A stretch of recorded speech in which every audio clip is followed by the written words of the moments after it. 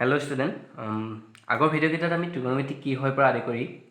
গোটেইকেইটা এক্সাম্পল লগতে অনুশীলনী 8.1ৰ কুৱেশ্যন নম্বৰ 3লৈকে আমি ডিছকাছ কৰিছিলোঁ।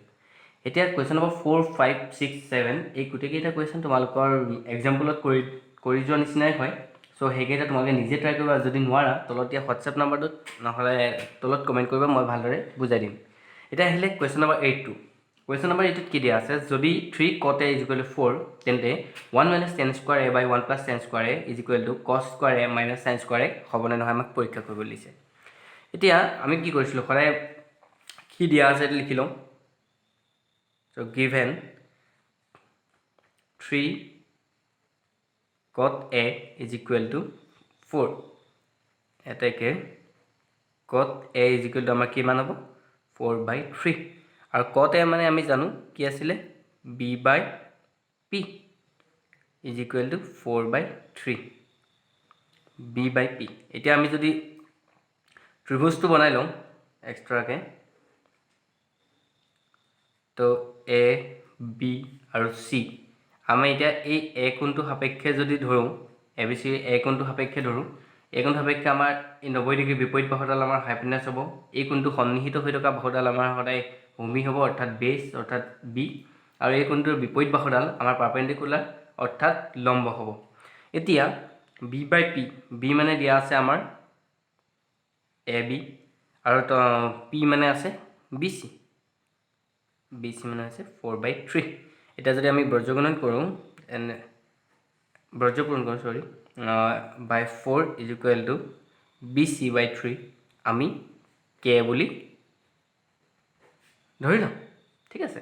এতেকে আমি ab ভেলুটো কি পালোঁ 4k, যদি ভাগকে লিখোঁ,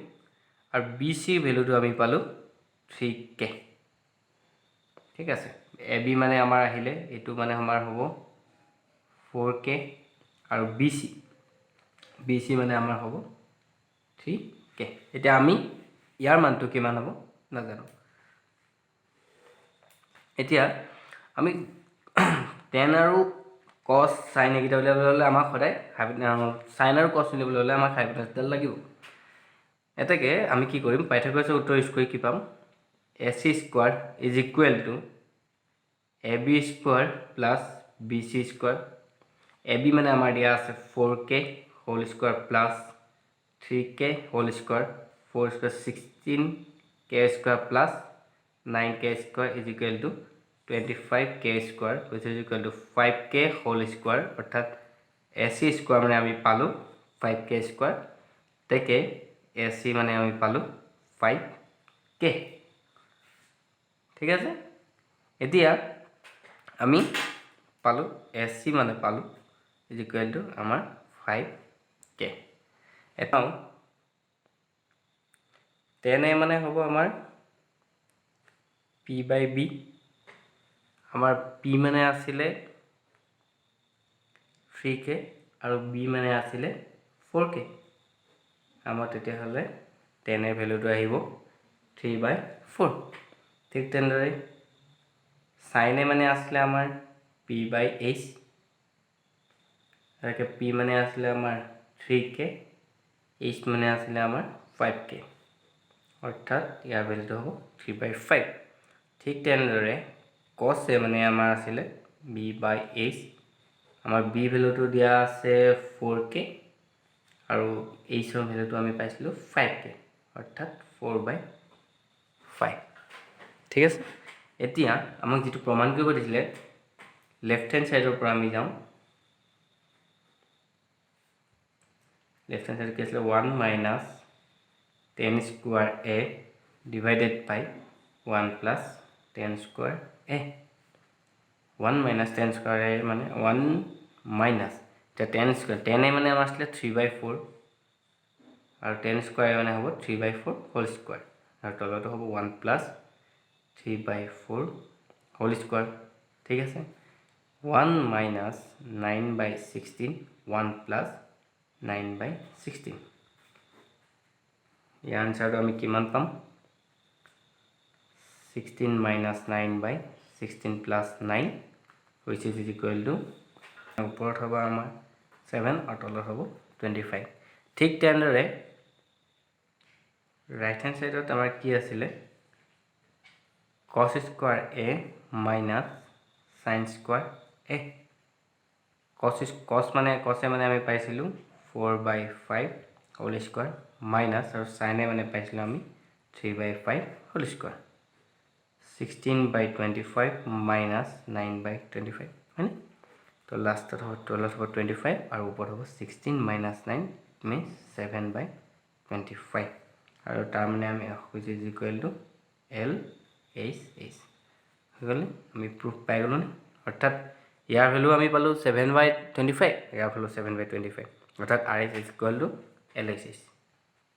ঠিক আছে ডিসকাস কৰিবলৈ যাওঁ কোৱেশ্চন নম্বৰ 9 তোমালোকে এবাৰ কৰিছবা আৰু মেবি পাৰিবা কাৰণ অলৰেডি আমি তেনেকুৱা কোৱেশ্চন বহুত কেইটা কৰিলো এবাৰ আহিলে কোৱেশ্চন নম্বৰ 10 য'ত দিয়া আছে PQ R ৰ Q কোনটো সমকোণ আৰু PR + QR 25 cm আৰু PQ 5 cm তো আমি প্ৰথমতে ত্ৰিভুজটো বনাই লওঁ ঠিক আছে সৰি PQ আৰু R য'ত Q কোনটো সমকোণ বুলি কৈছে অৰ্থাৎ আমাৰ ত্ৰিভুজ হ'ব এৰা ঠিক আছে আমাক উলিয়াব দিছিলে sin p cos p আৰু tan p অৰ্থাৎ এই p গুণ সাপেক্ষে উলিয়াব দিছে অৰ্থাৎ আমাৰ বেস এডাল হ'ব আৰু লম্ব হ'ব এডাল ঠিক আছে এতিয়া আমাৰ দিয়া আছে যে pr plus qr is equal to 25 আৰু pq is equal to 5 অৰ্থাৎ pq আমাৰ এই বেসডাল দিয়া আছে 5 cm তো আমি এই কেইটা উলিয়াব লাগে তো pq যেহেতু pr plus qr is equal to 25 দেখে pr is equal to হ'ব 25 minus qr হয়নে এতিয়া আমি যদি পাইথাগোৰাছৰ সূত্ৰটো ইয়াত ইউজ কৰোঁ তেতিয়া কি পাম pr square is equal to pq square plus qr square হয়নে pr square মানে আমি পাম 25 minus qr whole square is equal to pq মানে আমি অলৰেডি পাইছিলো যে 5 square 5 অৰ্থাৎ pq square হলে 5 square হ'ব qr square মানে qr square লিখিলো a minus b whole square মানে কি হ'ব এটা হ'ব 25 square minus 2 into 5 2ab অর্থাৎ 2 into 25 into qr plus qr square is equal to 25 plus square এটা মানে হবে 625 minus 50 qr is equal to 25 কি হবে জানে এই qr আৰু এই qr টো আমাৰ এফালে যদি গুছি যায় মাইনাস হৈ যাব সো আমাৰ minus 50 qr মানে কিমান হ'ব 25 minus 625 অৰ্থাৎ minus 600 তাকে qr is equal to কিমান হ'ব আমাৰ 600 divided by 50 is equal to 12 এটাকে qr is equal to আমাৰ হ'ব 12 cm qr আমি পালো 12 এটাকে qr পালো আমি 12 cm qr যদি 12 হয় আমাৰ pr কিমান হ'ব 25 minus 12 is equal to 13 আৰু আমি pq মানে পাইছিলো 5 এটাকে অর্থাৎ এডাল আমি পালো 30 এটাকে আমার sin p মানে কিমান হ'ব p by h is equal to p মানে আছে 12 h মানে আছে 13 তাপা cos p মানে হ'ব b by h b মানে আমাৰ আছে 5 h মানে 13 আৰু 10 p মানে হ'ব p by b is equal to p মানে আমাৰ হ'ব 12 আৰু b মানে দিয়া আছে 5 তো যেকেইটা কোৱেশ্চন আনসাৰ উলিয়াব দিছিলে কিটা ইয়াৰ নেক্সট ভিডিওটো তোমালোকক মই sin 30 sin 0 বা sin 65 আৰু sin 60 sin 90 এইকেইটা ভ্যালু হয়তো তোমালোকক কয় যে মনত ৰাখিব লাগিব বা কিবা মুখস্থ কৰা কিন্তু মই এনেকুৱা এটা শ্বৰ্ট ট্ৰিক শিকাম য'ত তোমালোকে সাইন থিটা আৰু কস থিটাৰ ভেলুকেইটা ধুনীয়াকৈ বুজি পাবা, ধুনীয়াকৈ মনত থাকি যাব। তোমালোকে জাষ্ট এবাৰ নাম্বাৰকেইটা পাতি ল'লেই তোমালোকে কোনটোৰ ভেলু কি হয় সেইটো ধুনীয়াকৈ উলিয়াব পাৰিবা। চ' আশা কৰোঁ তোমালোকে নেক্সট ভিডিঅ'টো চাবা, আৰু এই ভিডিঅ'টো যদি ভাল পালা লাইক কৰিবা, ছাবস্ক্ৰাইব কৰিবা আৰু লগৰখিনিৰ লগত শ্বেয়াৰ কৰিবা। Thank U.